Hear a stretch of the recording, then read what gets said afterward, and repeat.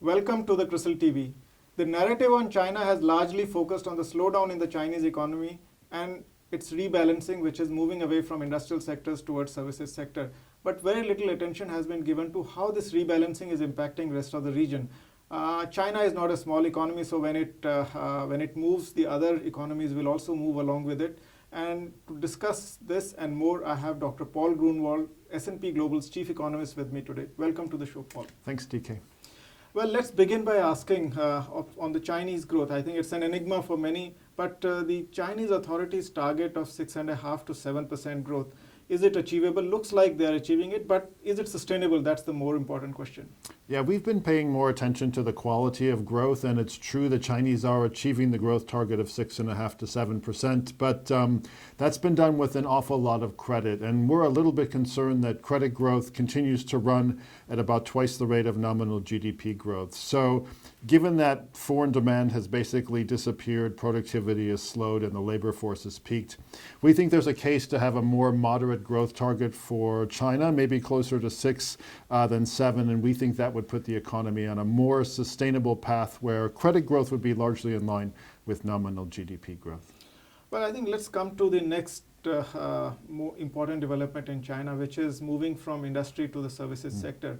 I mean, are the Chinese authorities able to engineer a successful movement from services towards services from industrial sectors? What are the challenges? Yeah, it's been kind of a one-sided rebalancing. The industrial part of the economy, where a lot of analysts have focused, has definitely slowed down. We have the so-called Li Keqiang Index, named after the current premier, which looks at industrial production and rail traffic and port traffic, etc.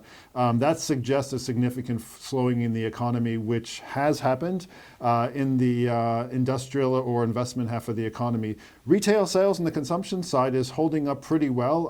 A whole range of indicators, retail sales, online shopping, tourism, those sorts of things suggest that the consumer story has legs in China, contributes about 4 or 5 percentage points to growth. I still think we're a bit too fast on the credit growth, as I said, and maybe a bit more slowdown is needed on the investment side, but the rebalancing is by and large taking place. Right. So what's happening to the trading partners? I mean, how are they adjusting to this change in the Chinese economy? And also, I think not only goods trade, but services trade is also getting impacted. So what is it that we should look out for when we look at countries which are likely to successfully rebalance versus countries which are likely to face difficulty? Okay, yeah, well, first of all, one of our mantras this year has been that China cannot unilaterally rebalance. So if China is going to change the way it spends on consumption versus investment, and that changes imports and exports, some country has to take the other side. So we've looked at trading partners. They range from Australia, which sends 35% of its exports to China,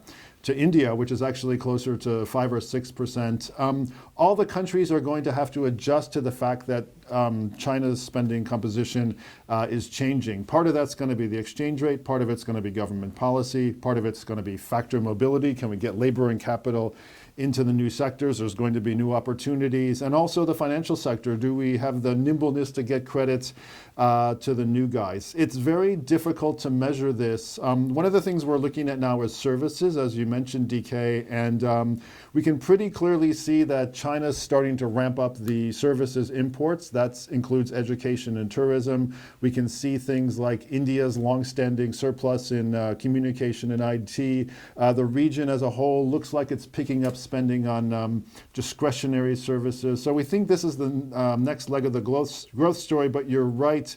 Countries are going to have to kind of rebalance around China, and we'll have to see which countries and policymakers can sort of successfully address that challenge. It's going to be an open field with lots of opportunities, but I think lots of challenges too in restructuring the trading partners of China. Well, I think the last question, you've been in India for traveling for last 2 days and you've met a lot of people. So what is the sense you're getting India versus China in terms of quality of growth, its sustainability?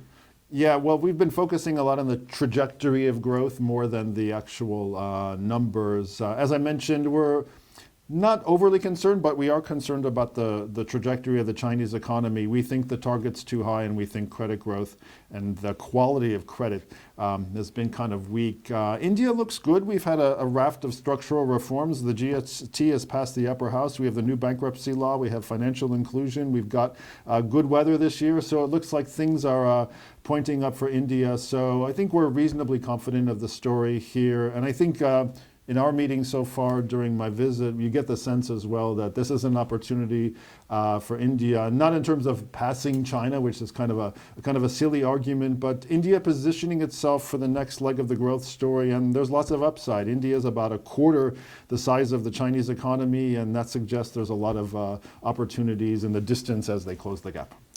Thank you very much for your time, and thank you very much for watching CRISIL TV.